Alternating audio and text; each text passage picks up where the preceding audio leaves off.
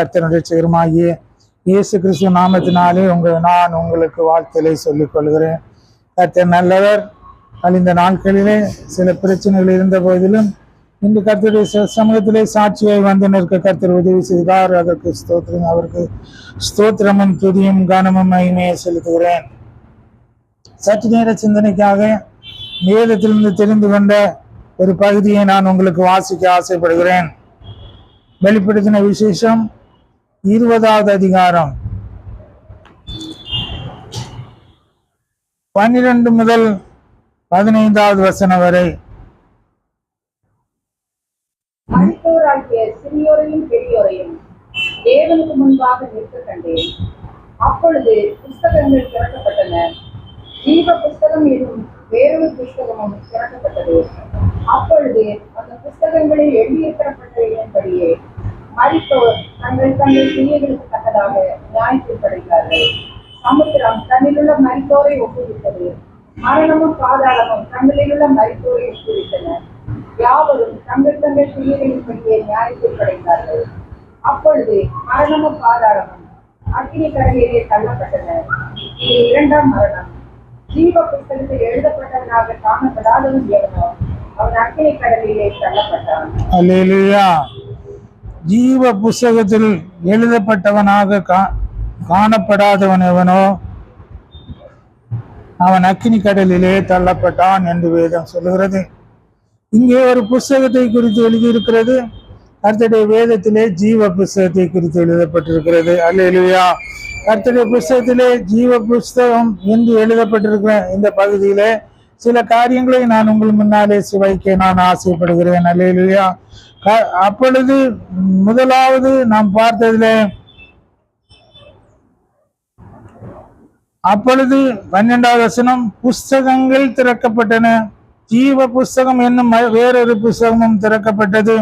அப்பொழுது அந்த புஸ்தகங்களில் எழுதப்பட்டவர்களின்படியே மரித்தோர் தங்கள் கிரியைகளுக்கு தக்கதாக நியாய தீர்ப்படைந்தார்கள் என்று வேதம் சொல்கிறது. இந்த பகுதி எதை காட்டுகிறது என்று சொன்னால் 11வது வசனம், பின்பு நான் பெரிய வெள்ளை சிங்காசனத்தையும் அதில் மேல் வீற்றிருக்கிறவரையும் கண்டேன். அல்லேலூயா.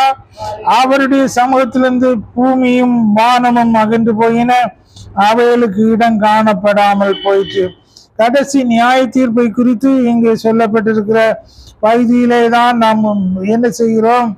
நாம் இந்த நாளையிலே கவனிக்க போகிறோம். கர்த்தர் நியாயாதிபதியாக, சர்வலோக நியாயாதிபதியாக வீட்டிருக்க போகிறார். அங்கே நடக்க போகிற காரியம் என்ன என்று சொன்னால், புஸ்தகங்களில் எழுதப்பட்டவர்களின்படியே அவரவர்கள் தங்கள் பங்கை அடைவார்கள். ஜீவ புஸ்தகம் என்னும் வேறொரு புஸ்தகத்தையும் திறக்க கண்டேன். அந்த நியாய தீர்ப்பின் நாளிலே ஜீவ புஸ்தகத்தில் பேர் எழுதப்படாதவனாய் காணப்படுகிறவனுக்கு தான் நியாய தீர்ப்பை தவிர ஜீவ புஸ்தகத்தில் எழுதப்பட்டவனுக்கு என்னதில்லை, நியாய தீர்ப்பு இல்லை என்பதை மட்டும்தான் நான் உங்களுக்கு சொல்ல ஆசைப்படுகிறேன். 69வது சங்கீதம் 28வது வசனத்திலே தாவீது சொல்லும் போது என்ன சொல்கிறான் என்று சொன்னால்,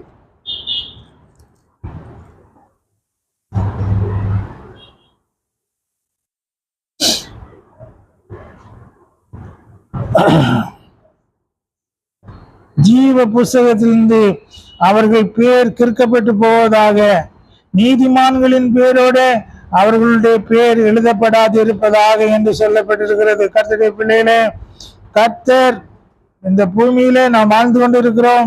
மோசே சொல்லும் போது சொல்லுகிறார், அதாவது ஜனங்கள் மிகவும் கலகம் பண்ணினார்கள். கலகம் பண்ணின போது கர்த்தர் அவர்களை அழிக்க சித்தமாயிருந்தார். அழிக்க சித்தமாயிருந்த போது அவன் திறப்பின் வாயிலே நின்று கொண்டு சொல்கிறான், கர்த்தாவே, அவர்களை அழித்து போடாதையும் என்னுடைய பெயரை உம்முடைய புஸ்தகத்திலிருந்து நீர் தேவையானால் அப்படிப்பட்டால் நீர் கிறுக்கி போடும் என்று சொல்லுகிறான். கர்த்தருடைய பிள்ளைகளே, தேவன் அப்பொழுது சொல்லுகிற ஒரு பதில் என்ன என்று சொன்னால், நான் அநியாயமும் அக்கிரமும் பாவம் செய்தவர்களுடைய பெயர்களை கிறுக்கி போடுவதை தவிர நீதிமானாகிய உன்னுடைய பெயரை நான் நீக்கி போடுவதில்லை என்று சொல்கிறார். ஆகவே கர்த்தருடைய பிள்ளைகளே, பாருங்கள், தேவன் தாம் எழுதினதை நிச்சயப்படுத்தி அதில் எழுதியிருக்கிறபடினாலே தேவன் அவைகளை நீக்கி போட மாட்டார் என்பதை நான் உங்களுக்கு தெரிவித்துக் கொள்ள ஆசைப்படுகிறேன். வெளிப்படுத்தின விசேஷம் 3வது அதிகாரம் 5வது வசனம் சொல்கிறது, ஜெயம் கொள்ளுகிறவன் எவனோ அவனுக்கு வெண்வஸ்திரம் தரிப்பிக்கப்படும். ஜீவ புஸ்தகத்திலிருந்து அவனுடைய நாமத்தை நான் கிறுக்கி போடாமல் என் பிதா முன்பாகவும் அவருடைய தூதர்கள் முன்பாகவும் அவன் நாமத்தை நான் என்ன செய்வேன், அறிக்கையிடுவேன் என்று சொல்லப்பட்டிருக்கிறது. எந்த ஒரு காரியத்தினாலும் ஜீவ புஸ்தகத்திலே எழுதப்பட்டிருக்கிற பெயர்களை தேவன் என்ன செய்ய சித்தமுள்ளவராயில்லை, நீக்கி போட சித்தமுள்ளவர்கள் அல்ல என்பதை கர்த்தருடைய பிள்ளைகளை அறிந்து கொள்ள வேண்டும். 22வது அதிகாரம், வெளிப்படுத்தின விசேஷம் 22வது அதிகாரம் 19வது வசனத்திலே சொல்லப்பட்டிருக்கிறது. என்ன? புத்தகத்தின் வசனங்களிலிருந்து எதையாகிலும் எடுத்து போட்டால் நகரத்தில் இருந்தும் இந்த புத்தகத்தில் எழுதப்பட்டவர்களில் இருந்தும் அவருடைய பங்கை தேவன் எடுத்து போடுவார். அல்லேலூயா.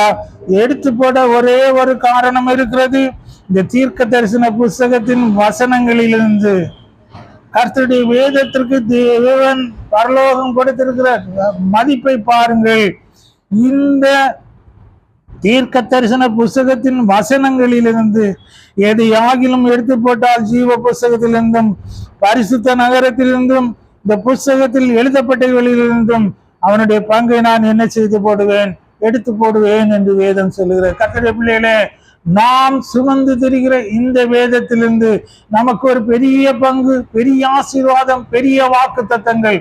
800 வாக்கு தத்தங்கள் பழைய 1200 வாக்கு தத்தங்கள் பழைய ஏற்பாட்டிலும் 800 வாக்கு தத்தங்கள் புதிய ஏற்பாட்டிலும் வைக்கப்பட்டிருக்கிறது.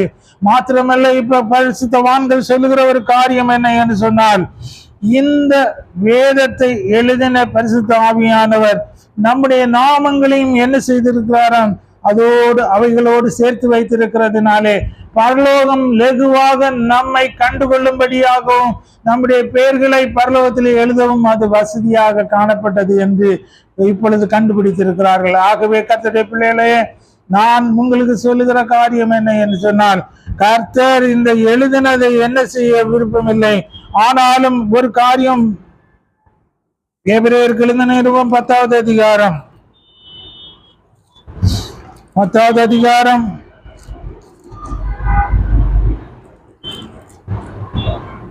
36வது வசனம் முதல் கீழே பாருங்கள். நீங்கள் தேவனுடைய சித்தத்தின்படி செய்து வாக்குத்தத்தம் பண்ணப்பட்டதை பெறும்படிக்கு பொறுமை உங்களுக்கு வேண்டியதாயிருக்கிறது. வருகிறவர் இன்னும் கொஞ்ச காலத்தில் வருவார், தாமதம் பண்ணார். விசுவாசத்தினாலே நீதிமான் பிழைப்பான், பின்வாங்கி போவான், ஆனால் அவன் மேல ஆத்மா பிரியமாயிராது. நாமோ கெட்டு போக பின் வாங்குகிறவர்களாயிராமல் ஆத்மா ஈடேற என்ன செய்து கொண்டே இருக்க வேண்டும், விசுவாசித்து கொண்டே இருக்க வேண்டும் என்று கர்த்தருடைய வேதம் சொல்லுகிறது. அல்லேலூயா. புஸ்தகங்கள் என்று வேதத்திலே கொடுக்கப்பட்டிருக்கிறது. நம்முடைய எல்லா காரியங்களையும் தேவன் என்ன செய்திருக்கிறார் என்று சொன்னார், அவருடைய புஸ்தகங்களிலே எழுதி வைத்திருக்கிறார். தானியேல் 7வது அதிகாரம்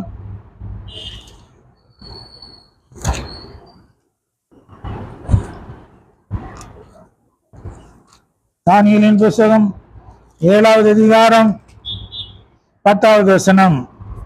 7வது அதிகாரம் 10வது வசனத்து, ஆக்கினி நதி அவர்கள் சந்நிதியிலிருந்து புறப்பட்டு ஓடினது, 1000 பேர் அவரை சேவித்தார்கள், கோடா கோடி பேர் அவருக்கு முன்பாக நின்றார்கள். நியாய சங்கம் உட்கார்ந்தது. புஸ்தகங்கள் என்ன செய்யப்பட்டது என்று சொல்லப்பட்டிருக்கிறது, திறக்கப்பட்டது என்று வேதம் சொல்லுகிறது. பூமியிலே கர்த்தருடைய பிள்ளைகளே, ராஜாக்கள் ஆளுகை செய்தார்கள் அல்லவா? ஒவ்வொரு சமயத்திலும் ஒவ்வொரு தேசங்களிலும் ஆளுகை செய்தார்கள். அவர்கள் ஆளுகை செய்யும் போது என்ன செய்வார்கள் என்று சொன்னால், தாங்கள் ஆளுகையை ஏற்றுக்கொண்ட உடனே புதிய புஸ்தகங்களை உண்டு பண்ணி பிரஜைகளின் பெயர்களை எழுதுவார்கள். அதிலே நல்லவன் கெட்டவன் என்று சொல்கிற காரியங்கள் இல்லை. அங்கே யாரெல்லாம் பிரஜைகளாக இருக்கிறார்களோ அவருடைய நாமங்கள் எழுதப்படும். அதே போலவே தேவனாகிய கர்த்தர் என்ன செய்வார் என்று சொன்னால் நம்முடைய நாமங்களை அவர் தம்முடைய ராஜ்யத்திலே எழுதி வைத்திருக்கிறார். ஒவ்வொரு காரியங்களையும் நல்லதானாலும் சரி கெட்டதானாலும் சரி எல்லாவற்றையும் அவர் எழுதி வைப்பார் என்பதை கர்த்தருடைய பிள்ளைகள் அறிந்து கொள்ள வேண்டும். ஏசாயா தீர்க்கதரிசியின் புஸ்தகம் 13வது அதிகாரம் 13வது அதிகாரத்திலே நான் சில காரியங்களை உங்களுக்கு வாசித்து சுட்டிக்காட்ட ஆசைப்படுகிறேன். 13வது அதிகாரம் பாருங்கள், 5வது வசனத்திலே பார்த்தால் கர்த்தர் வருகிறார், அவருடைய கோபத்தின் ஆயுதங்களும் அழிக்க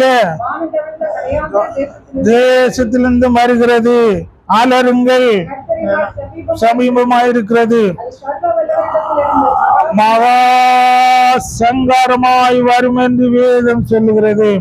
9வது வசனம் சொல்லுகிறது, இதோ தேசத்தை பாழாக்கி அதன் பாவிகளை அதிலிருந்து அழிப்பதற்காக கடூரமும் மூர்க்கமும் உக்கிரமும் கோபமாய் வருகிறது. அல்லேலூயா. கர்த்தருடைய பிள்ளைகளே, வானத்தின் நட்சத்திரங்களும் ஒளி கொடாதிருக்கும், சூரியன் உதிக்கையில் இருண்டு போகும், சந்திரன் ஒளி கொடாதிருக்கும். 13வது வசனம் சொல்லுகிறது, இது நிமித்தம் சேனைகளின் கர்த்தருடைய உக்கிரத்தினால் அவருடைய கடுங்கோபத்தின் நாளிலே வானத்தை அதிர பண்ணுவேன் என்று சொல்லப்பட்டிருக்கிறது. ஒரு பயங்கரமான ஆயத்தம் உண்டாகும் கர்த்தருடைய பிள்ளைகளே.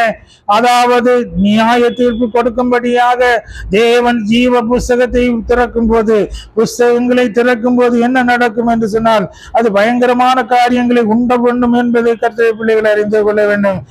வெளிப்படுத்தின விசேஷம் 20வது அதிகாரம்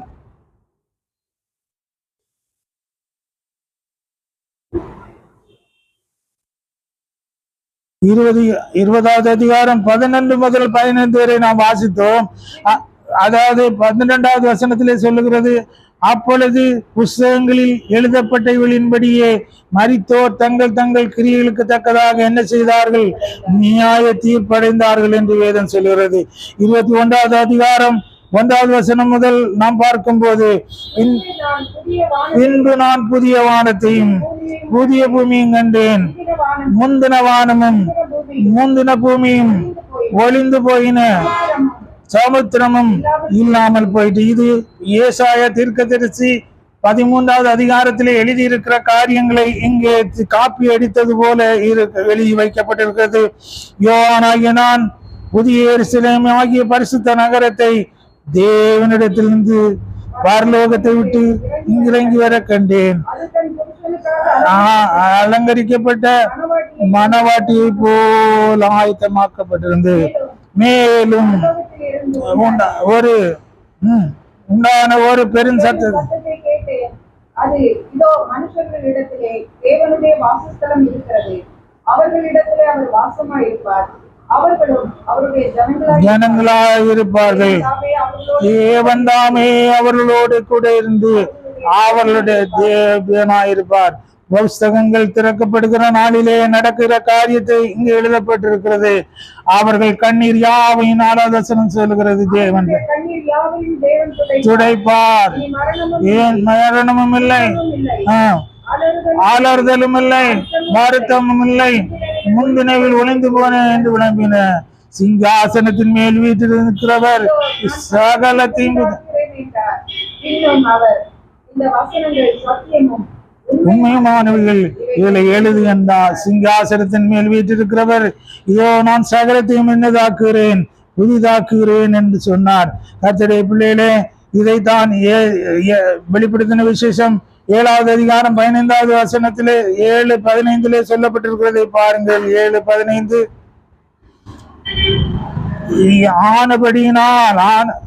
ஆனபடியால் இவர்கள் தேவனுடைய சிங்காசனத்திற்கு முன்பாக இருந்து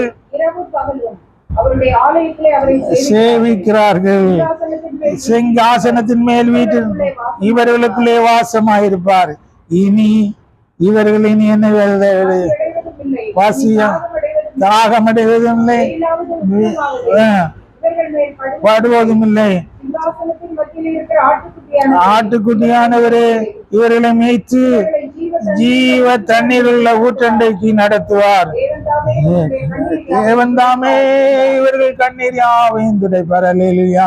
என்னதுக்கும் ஒரு புதிய காரியங்களை, அதாவது ஜீவ புஸ்தகம் துறக்கப்படும் போது ஜீவ தண்ணீர் ஊற்றண்டைக்கு நம்மை நடத்துவார்.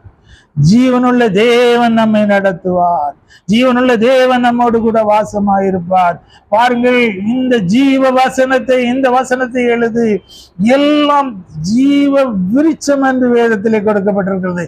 எல்லாமே புஸ்தகம் துறக்கப்படும் போது ஜீவ புஸ்தகத்தில் எழுதப்பட்டவனாய் காணப்படாதவன் எவனோ அவன் அக்கினி கடலிலே தள்ளப்பட்டான் என்று சொல்லப்பட்டிருக்கிறது. ஜீவ புஸ்தகத்தில் பேர் எழுதப்பட்டவனாய் காணப்படுகிறவன் எவனோ அவன் தேவனோடு இருந்து ஆளுகை செய்வான் என்பது இந்த நாளிலே கர்த்தருடைய பிள்ளைகளே என்னுடைய முழு காரியமும் உங்களுக்கு நான் சொல்லுகிறது. 7வது அதிகாரம் 13வது வசனம் சொல்லுகிறது. வெளிப்படுத்தின விசேஷம் 7:13 சொல்லுகிறது. அப்பொழுது ஒருவன் என்னை நோக்கி, வெள்ளை அங்கிகளை தரித்திருக்கிறவர்கள் யார்? எங்கே இருந்து வந்தார்கள்? ஆண்டவரே உமக்கே தெரியும் என்று நாளிலே போதும். அப்பொழுது மூப்பர்களில் ஒருவன் கேட்க, இந்த வெள்ளை அங்கிகளை தரித்து கொண்டிருக்கிற இவர்கள் யார்? வெள்ளை அங்கிகளை தரித்திருக்க இவர்கள் யார்? எங்கே இருந்து வந்தார்கள் என்று கேட்டான். அது உனக்கு தான் தெரியும், நமக்கு தெரியாது. அல்லேலூயா.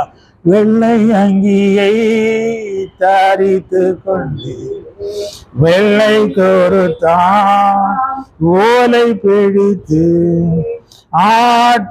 ஆட்பரிப்பார் சிங்காசனம் வந்து ஆட்டுக்குட்டிக்கே மகிமை என்று அழகாய் நிற்கும் யார் இவர்கள்? நிரலாய் நிற்கும் யார் இவர்கள்? சேனை தலைவரம் இயேசுவின் அழகாய் நிற்கும் யார் இவர்கள்? சேனை தலைவரம் இயேசுவின் தலத்தில் அழகாய் நிற்கும் யார் இவர்கள்? என் கர்த்தருடைய பிள்ளைகளே, இந்த ஜீவ புஸ்தகத்திலே நம்முடைய பெயர்கள் என்று முதல் எழுதப்பட்டிருக்கிறது என்பதற்கு சில வசனங்களை நான் உங்களுக்கு சொல்ல ஆசைப்படுகிறேன். வெளிப்படுத்தின விசேஷம் 17வது அதிகாரம் 8வது வசனம் சொல்லுகிறது. 8வது வசனம், நீ கண்ட மிருகம் முன்னே இருந்தது, இப்பொழுது இல்லை. பாதாளத்திலிருந்து ஏறி வந்து நாசமடைய போகிறது. உலக தோற்றம் முதல் உலக தோற்றம் முதல் ஜீவ புஸ்தகத்தில் பேர் எழுதப்பட்டிராத பூமியின் குடிகள் இருந்ததும் இல்லாமல் போனதும் ஆச்சரியப்படுவார்கள். அல்லேலூயா. கர்த்தருடைய பிள்ளைகளே, மனிதர் அநேக காரியங்களை குறித்து பூமியிலே இன்று ஆச்சரியப்பட்டு கொண்டிருக்கிறார்கள். அநேக இடங்களுக்கு யாத்திரை பண்ணி கொண்டிருக்கிறார்கள். அநேக புண்ணிய காரியங்கள் கிடைக்கும் என்று நம்பிக்கொண்டிருக்கிறார்கள். நம்புகிறவர்கள் என்ன என்று சொன்னார்? அவனுடைய பேர் ஜீவ புஸ்தகத்தில் இல்லை. நான் அடிக்கடி சொல்லுகிற காரியம், நாம் ஒரு காரியத்தை மனிதனிடத்திலே பேசும்போது கர்த்தராகிய இயேசு கிறிஸ்துவின் ரட்சிப்பை குறித்தும் அவருடைய வருகை குறித்தும் பரலோக ராஜ்யத்தை சுதந்திரித்துக் கொள்வதை குறித்தும் பேசும்போது மனிதன் ரொம்ப இடறுதல் பண்ணி பேசி கொண்டிருக்கிறான். அதற்கு காரணம் என்ன என்று சொன்னால், அவனுடைய பேர் அங்க புஸ்தகத்துல இல்லை. புஸ்தகத்தை திறந்து பார்த்தா அங்க புஸ்தகத்துல பேர் இருக்காது. ஆனால் கர்த்தருடைய பிள்ளைகளே, உலக தோற்றம் முதல் நம்முடைய நாமங்களை தேவன் எங்கு எழுதி வைத்திருக்கிறார்? ஜீவ புஸ்தகத்திலே எழுதி வைத்திருக்கிறார். அதற்காக நாம் கர்த்தரை ஸ்தோத்திரிப்போம். அல்லேலூயா. பாருங்கள், ஜீவ புஸ்தகத்திலே பேர் எழுதப்பட்டிருக்கிறது. தேவனுடைய திட்டத்தையும் செயலையும் பார்ப்பீர்களானால் எபிரேயர்களுக்கு நிருபம் 1வது அதிகாரம் 4வது வசனம் சொல்லுகிறது. 1:4, தமக்கு முன்பாக நாம் அன்பில் பரிசுத்தம் உள்ளவர்களும் குற்றமில்லாதவர்களுமாய் இருப்பதற்கு அவர் உலக தோற்றத்திற்கு முன்னே தெரிந்து கொண்டார். அல்லேலூயா. முதல்ல என்ன செய்திருக்கிறாரு? தெரிந்து கொண்டார். அல்லேலூயா. தெரிந்து கொண்டார். இரண்டாவது என்ன செய்திருக்கிறார்? நம்முடைய பெயர்களை அங்கே உலக தோற்றத்திற்கு முன்னாலே ஜீவ புஸ்தகத்துல புதுசா பேர் எழுதிட்டார் என்று நினைக்க வேண்டாம். நாம் ஞான ஸ்நானத்தை எடுத்த உடனே பேர் எழுதி விட்டார் என்று நினைக்க வேண்டாம். அபிஷேகம் பெற்ற உடனே பேர் எழுத வேண்டாம், பேர் எழுதப்பட்டது என்று நினைக்க வேண்டாம். நம்மை பரிசுத்தம் உள்ளவர்களும் குற்றமற்றவர்களுமாய் தேவனுடைய சமூகத்திலே நம்மை நிறுத்தும்படியாக பாருங்கள். கர்த்தருடைய பிள்ளைகளே, எபேசியர் 5வது அதிகாரம் 30வது வசனம் சொல்லுகிறது, நாம் அவருடைய சரீரத்தின் அவயவங்களாயும் அவருடைய மாம்சத்திற்கும் அவருடைய எலும்புகளுக்கும் உரியவர்களாய் இருக்கிறோம். ஆகவே கர்த்தருடைய பிள்ளைகளே, நம்முடைய வேதம் நமக்கு சொல்லுகிற காரியம் என்ன என்று சொன்னால், நம்மை 27வது வசனத்தை 6வது ஒருவர் வாசியுங்கள். காரைதுறை முதலானவைகள் ஒன்றும் இல்லாமல் பிள்ளையற்றதுமான மகிமையுள்ள சபையாக அதை தமக்கு முன் நிறுத்திக் கொள்வதற்காக தம்மை தாமே அதற்காக ஒப்பு கொடுத்தார். கர்த்தராகிய இயேசு கிறிஸ்துவை சிலுவையிலே தேவன் ஒப்பு கொடுத்தது உலக தோற்றத்திற்கு முன்னாலே திட்டம் பண்ணப்பட்டதும் ஒழுங்கு பண்ணப்பட்டதும் ஆயத்தம் பண்ணப்பட்டதுமாயிருக்கிறது. அதிலே கரைதுறை முதலானவைகள் ஒன்றும் இல்லாமல், நாம் எபேசியரிலே வாசித்தோம் அல்லவா, கரைதுறை முதலானவைகள் ஒன்றும் இல்லாமல் பரிசுத்தமுள்ள கூட்டமாய் நாம் அவருக்கு முன்பாக நிறுத்தும்படியாக. பரிசுத்தம் இல்லாமல் ஒருவரும் தேவனை தரிசிக்க முடியாது என்பதை கர்த்தருடைய பிள்ளைகள் அறிந்து கொள்ள வேண்டும்.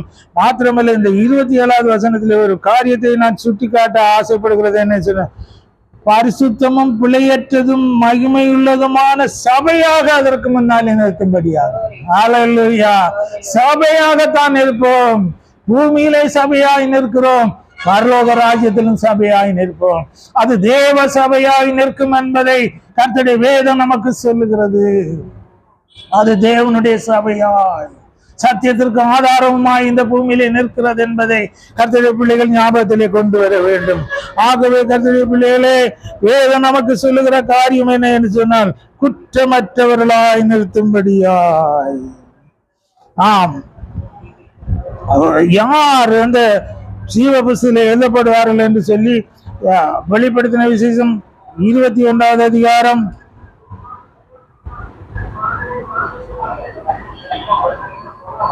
27வது வசனம், தீட்டுள்ளதும் அருவருப்பையும் பிரவேசிப்பதில்லை, ஆட்டுக்குட்டியானவரின் ஜீவ புஸ்தகத்தில் எழுதப்பட்டவர்கள் மாத்திரம் அதில் பிரவேசிப்பார்கள். அல்லேலூயா! ஜீவ புஸ்தகம் என்று வேதம் நமக்கு சொல்லிக் கொண்டிருக்கிறது. அது ஆட்டுக்குட்டியானவரின் ஜீவ புஸ்தகம். அது ஆட்டுக்குட்டியானவரனால் மீட்கப்பட்டவர்கள் எழுதும்படியாக தேவன் உலக தோற்றத்திற்கு முன்னாலே ஏற்படுத்தின புஸ்தகம் ஆட்டுக்குட்டியின் புஸ்தகம். ஜீவ புஸ்தகம் என்று உங்கள் மனதிலே தோன்றுகிற நேரத்தில் எல்லாம் அது ஆட்டுக்குட்டியானவரின் ஜீவ புஸ்தகம் என்பதை நாம் அறிந்து கொள்ள வேண்டும். இதை வெளிப்படுத்தின விசேஷம் 13வது அதிகாரம்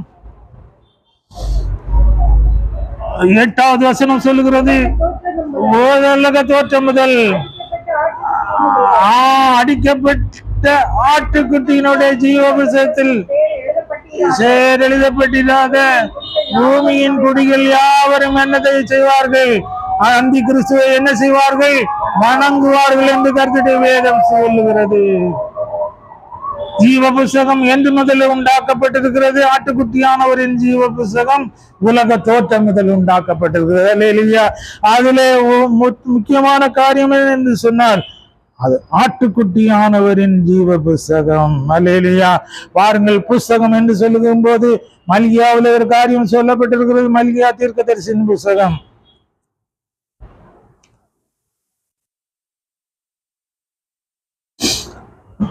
புஸ்தகங்கள் எதற்காக தேவனுடைய வசனத்திலே வெளிப்படுத்தப்பட்டிருக்கிறது என்று சொன்னால், 3வது அதிகாரம் 16வது வசனம் சொல்லுகிறது, கர்த்தருக்கு அப்பொழுது கர்த்தருக்கு பயந்தவர்கள் ஒருவரோடு ஒருவர் பேசிக் கொள்வார்கள்.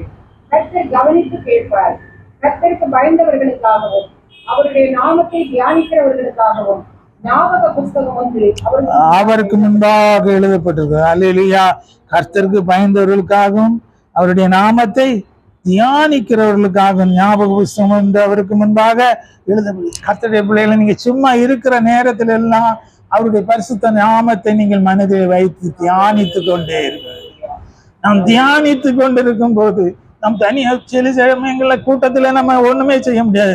தனியாக எல்லாம் இருக்கும் போது கதவுகளையெல்லாம் பூட்டி கொண்டு அவருடைய பரிசுத்த நாமத்தை நாம் தியானிக்கிறோம் என்பதை என் தேவன் அறிந்து பரிசுத்த ஆவியானவரையும் அவருடைய சேனையும் நம்முடைய வீடுகளிலே அனுப்பும்படியாக அவருடைய பரிசுத்த நாமத்தை நாம் தியானித்துக் கொண்டிருக்க வேண்டும். ஒவ்வொரு தியானம் பண்ணும் போதும் அவர் அதை என்ன செய்து கொண்டிருப்பார்?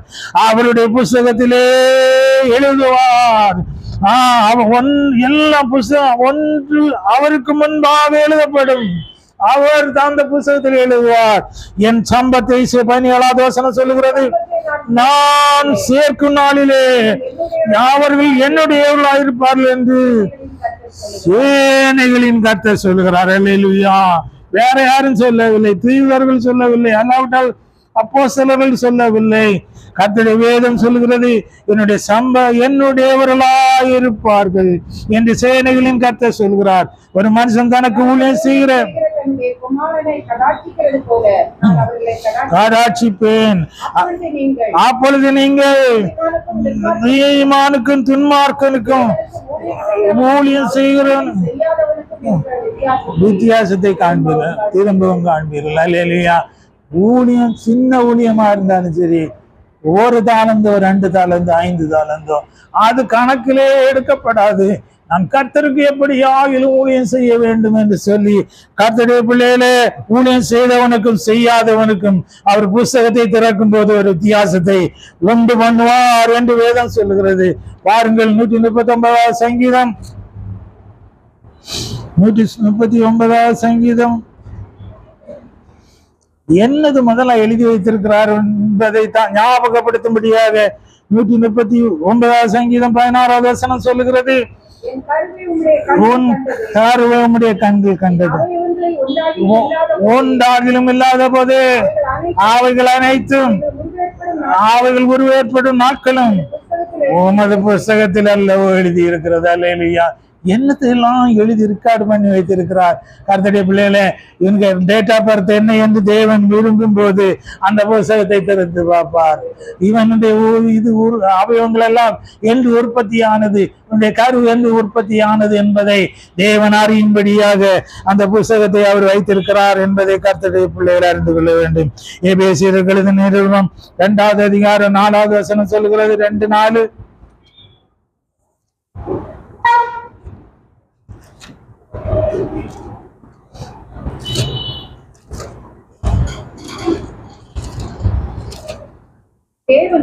தேவனோ இரக்கத்தில் ஐஸ்வர்யமுள்ளார்,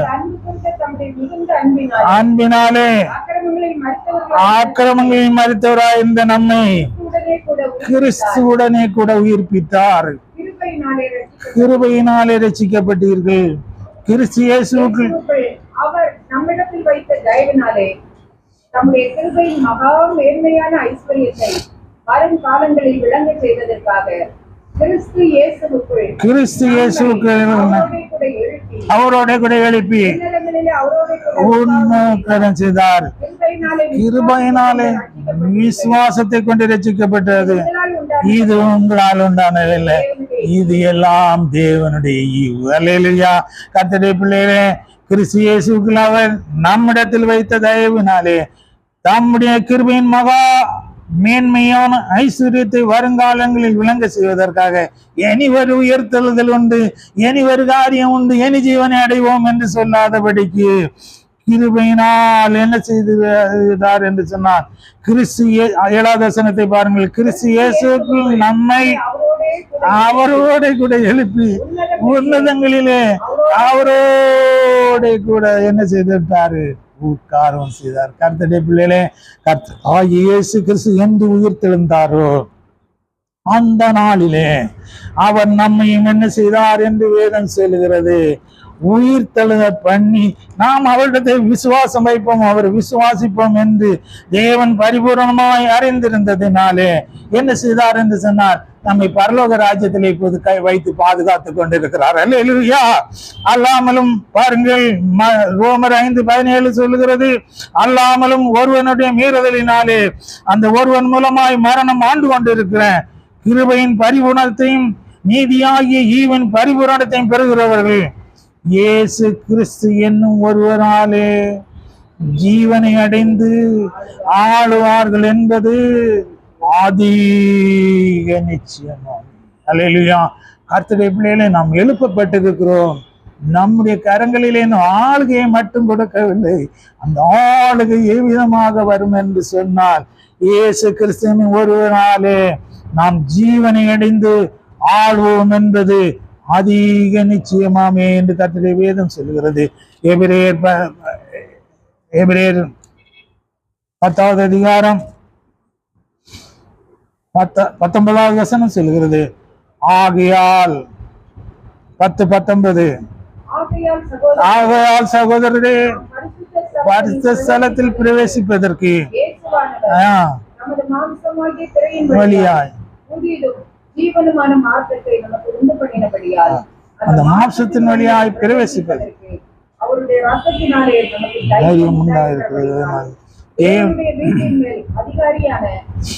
ஆசாரியன் நமக்கு ஒருவர் இருக்கிறபடினாலும்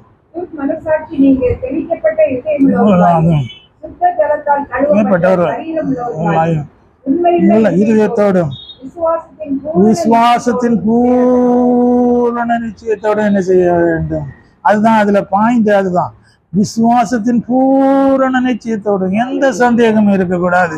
ஒரு பாஸ்டர் பிரசங்கம் பண்ணும்போது சொல்வார், என்னை தேவன் ஏற்றுக்கொள்வாரா, பரலோகத்திலே எனக்கு இடம் உண்டா என்று சொன்னால், நீங்கள் பின்மாறி போனவர்கள், எனக்கு நிச்சயமாய் தேவன் அங்கே ஒரு பங்கை, பெரும் பங்கை வைத்திருக்கிறார் என்பதை கர்த்தருடைய பிள்ளைகளே பாருங்கள்.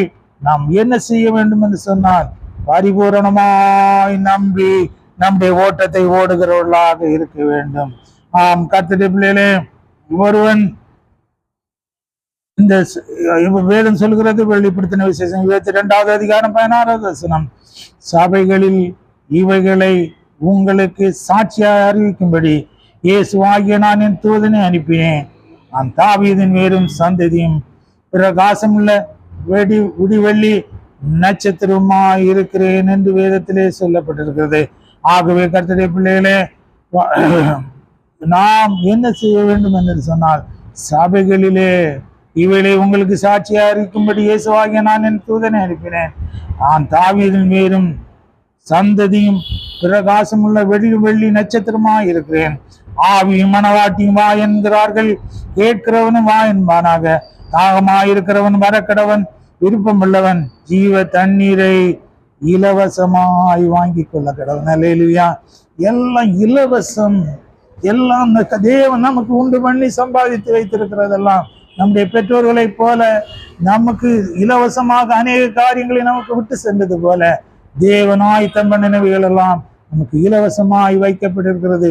ஆட்டுக்குட்டியானவருடைய ஜீவ புஸ்தகத்தில் பெயர் எழுதப்பட்டவனாய் நாம் காணப்படுகிறபடினாலே தேவன் எல்லா அதிகாரத்தையும் நமக்கு தந்து, ஜீவனை தந்து, ஜீவ விருட்சத்தின் மேல் அதிகாரத்தை கொடுத்து, எல்லாம் ஜீவ ஒளி, ஜீவன் ஜீவன் ஜீவன் ஜீவ தண்ணீர் இப்படித்தான் போய்கொண்டிருக்கிறது.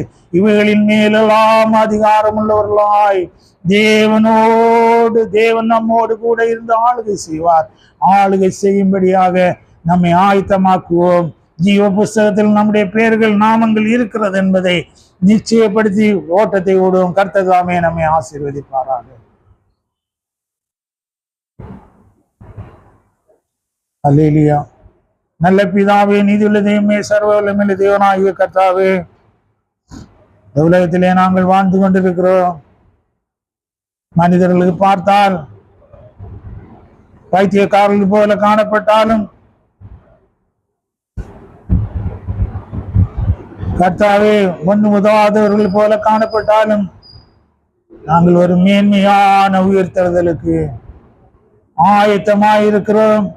அந்த உயிர்த்தெழுதலை தேவன் என்ன எங்களுக்கு கொடுத்து நாங்கள் ஜீவனை பெற்று ஆளுவோம் என்று சொல்கிற நம்பிக்கையோடு இந்த பூமியிலே வாழ்ந்து கொண்டிருக்கிறோம். ஆகவே எங்கள் நாமங்களை நீர் பரலோகத்திலே ஜீவ புஸ்தகத்தில் எழுதி வைத்திருக்கிறபடினாலும் ஞாபக புஸ்தகத்திலே எங்கள் கிரியைகளை நீர் எழுதி வைத்திருக்கிறபடினாலும் நாங்கள் உம்மை ஸ்தோத்திரிக்கிறோம். உலக தோற்றத்திற்கு முன்னாலே அவைகளை எங்களுக்காக ஏற்படுத்தி கர்த்தர் காத்து கொண்டிருக்கிறீர். நாங்கள் என்ன செய்வோம் என்று சொன்னால், பிதாவும் குமாரனும் அங்கே வீட்டிலிருந்து ஒளி கொடுத்து கொண்டிருப்பார்கள். நாங்கள் அங்கே ஆளுகை செய்வோம் என்று எங்கள் வேதம் சொல்லுகிற வார்த்தைகள் அப்பொழுது நிறைவேறும். கர்த்தாவே, பாதாளம் தங்களில் உள்ள மரித்தோரை ஒப்புவிக்கும், பூமி தங்களில் உள்ள மரித்தோரை ஒப்புவிக்கும், அக்னி தங்களில் உள்ள மரித்தோரை ஒப்புவிக்கும். அவரவர் தங்கள் கிரியைகளின்படியே நியாய தீர்ப்படைவார்கள். நாங்கள் நியாய தீர்ப்புக்கு தப்பி சாட்சிக்கு உட்பட்டிருக்கிறோம் என்பதை எல்லா இடங்களிலும் சாட்சியாக அறிவிக்கவும் பூரண நிச்சயத்தோடு ஓடவும் கர்த்தர் உதவி செய்ய முடியாது ஜெபிக்கிறோம். கேட்டுக்கொண்டிருக்கிற உடைய பிள்ளைகளோடு உடைய கிருபை இருப்பதாக. துதிகன மகிமை மேன்மையாக உமக்கு செலுத்துகிறோம். மீட்பனுடைய சிறுமா இயேசு நாமத்தில் ஜெபிக்கிறோம். நல்ல பிதாவே, என் ஆத்துமாவே கர்த்தரை ஸ்தோத்திரி, என் முழு உள்ளமையோடு பேசுகிற நாமத்தை ஸ்தோத்திரி. என் ஆத்துமாவே கர்த்தரை ஸ்தோத்திரி, அவர் செய்த சகலவா. நம்முடைய கர்த்தராகிய இயேசு கிறிஸ்துவின் கிருபையும் பிதாவாகிய தேவனுடைய அன்பு பரிசுத்த ஆவியானவருடைய ஐக்கியமும் நம் அனைவரோடும் இன்றும் என்றும் உள்ள சதா காலங்களிலும் கூட இருப்பதாக.